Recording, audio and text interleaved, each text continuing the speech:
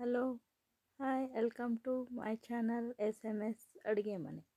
ಇವತ್ತೊಂದು ಚಳಿಗಾಲಕ್ಕೆ ಸ್ಪೆಷಲ್ಲಾಗಿ ಒಂದು ನಾವು ಔಷಧಿನ ಅನ್ಕೋಬೇಕು, ಟೇಸ್ಟಿಯಾಗಿರುತ್ತೆ.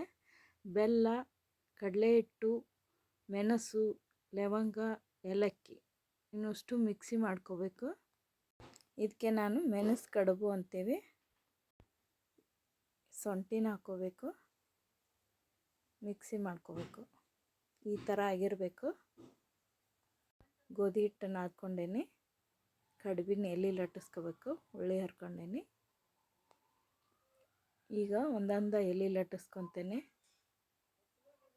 ಇದು ಮಿಕ್ಸಿ ಮಾಡ್ಕೊಂಡೇನಿಲ್ಲ, ಈ ಪೌಡ್ರನ್ನ ನಾನು ಇದಕ್ಕೆ ತುಂಬ್ಕೊತೇನೆ. ತುಂಬ ಟೇಸ್ಟಾಗಿರುತ್ತೆ. ನೆಗಡಿ, ಕೆಮ್ಮು ಈ ಕ್ಲೈಮೇಟಿಗೆ ಔಷಧಿನ ಅನ್ಕೋಬೇಕು. ಇದನ್ನು ತಿಂದರೆ ಬೇಗ ಆರಾಮಾಗುತ್ತೆ.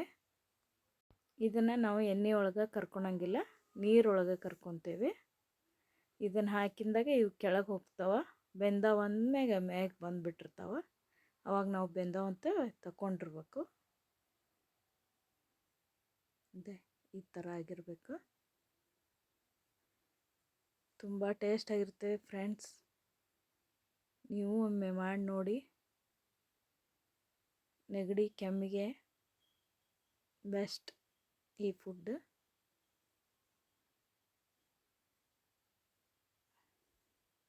ಇದಕ್ಕೆ ನಾವು ಮೆಣಸು ಕಡುಬು ಅಂತೇವೆ.